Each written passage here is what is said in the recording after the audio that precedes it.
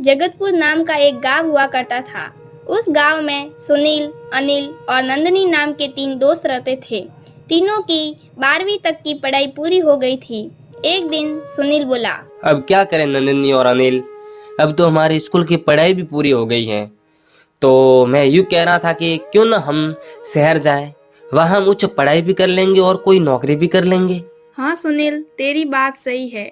हम शहर जाएंगे तो पढ़ाई भी कर लेंगे और कुछ नौकरी भी कर लेंगे, जिससे हमारे पास पैसों की भी दिक्कत नहीं होगी।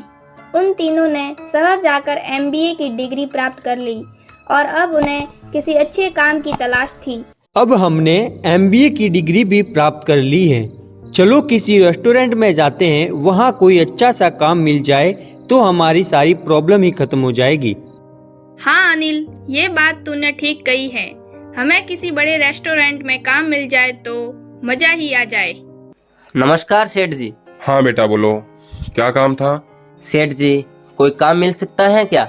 हमने अच्छी खासी पढ़ाई भी कर रखी है, हम आपके रेस्टोरेंट का मैनेजमेंट का काम संभाल लेंगे। बेटा तेरी सब बात सही है, पर मुझे कोई आदमी रखना ही नहीं है। मेरे पास स्टाफ की कोई कमी नहीं है। अंकल जी, हमने MBA की डिग्री भी कर रखी है। हम आपके व्यापार को अच्छी तरह संभाल लेंगे। बेटा जब मुझे किसी स्टाफ की आवश्यकता ही नहीं है और मेरा मैनेजमेंट भी आदमी संभाल लेता है, तो मैं क्यों किसी को फालतू में रखूं? हाँ अंकल जी, आपकी बात भी सही है। बिना काम के तो आप हमें रखकर भी क्या करोगे? बेटा एक बात बोलूं, बुरा मत मानना। बोलिए ना अंकल जी, इसमें बुरा मानने की क्या बात है?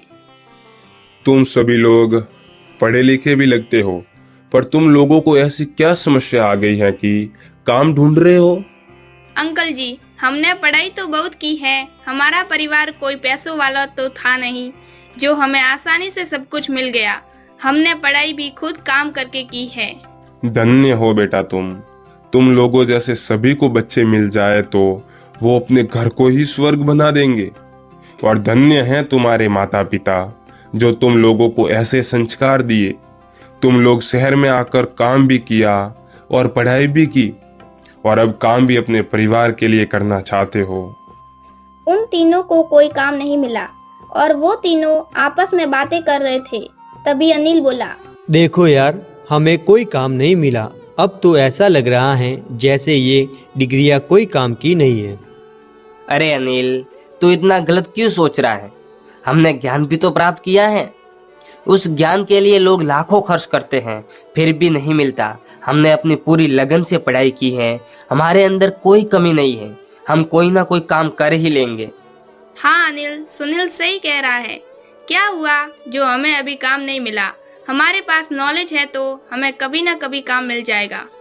नंदिनी, बात वो नहीं है, वो मुझे भी पता है। काम कभी न कभी मिलेगा, पर हमें काम की जरूरत अभी थी। हाँ मुझे भी पता है, मैं भी अपनी आर्थिक स्थिति जानती हूँ, पर अब टेंशन करने से तो समस्या का हल होगा नहीं। देखो, मेरे पास एक आइडिया है, पर वो हमारी पढ़ाई के अनुरूप नहीं है। तुम बताओ ना सुनील, कोई काम बड़ा या छोटा नहीं होता। तुम बताओ तो सही, क्या हम उस काम को कर भी सकते हैं या नहीं?